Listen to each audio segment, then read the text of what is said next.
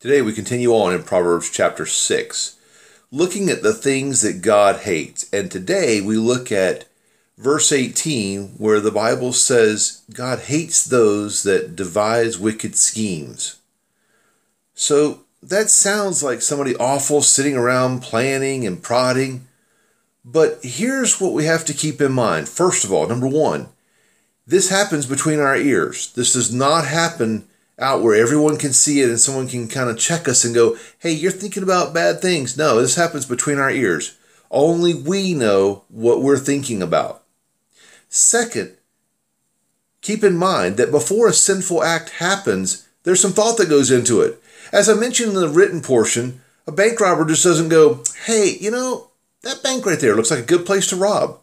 No, there's thought and planning that goes into it before the action happens.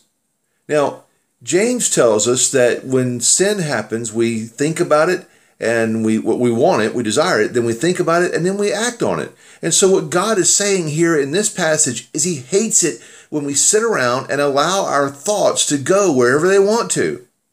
Let me give you a perfect example. This is a kind of one that guys can identify with, but girl walks by. Do you give her that second glance? Do you give her do you sit there and ponder on the girl that just walked by? So I'm just daydreaming. Yeah, that daydreaming is incredibly dangerous. It will lead you into actions that are not good. This is why this is something that God hates. So now, how do we overcome this sin? How do we keep from having this be something prevalent in our life? First of all, realize that when you're sitting daydreaming, are you daydreaming about things that are pleasing to God, or are you letting your mind wander into the gutter, into things that are going to get you into trouble? Are you letting the subject matter of your mind be something that's going to get you into trouble? Second, when you see your mind going places that it shouldn't, find places that it can go to get you out of trouble. Now, what does that look like?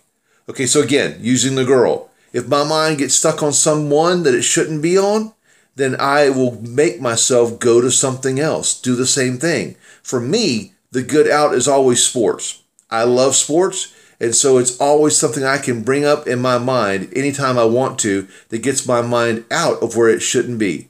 So my point and challenge to you today is realize the areas where you are letting your mind wander and where it should not be. And when you find yourself in those places, then think yourself out of it. Change the thought that you're thinking on, and thereby, as 1 Corinthians tells us, we're taking captive of all of our thoughts. We're keeping our thoughts captive, and then our actions will follow.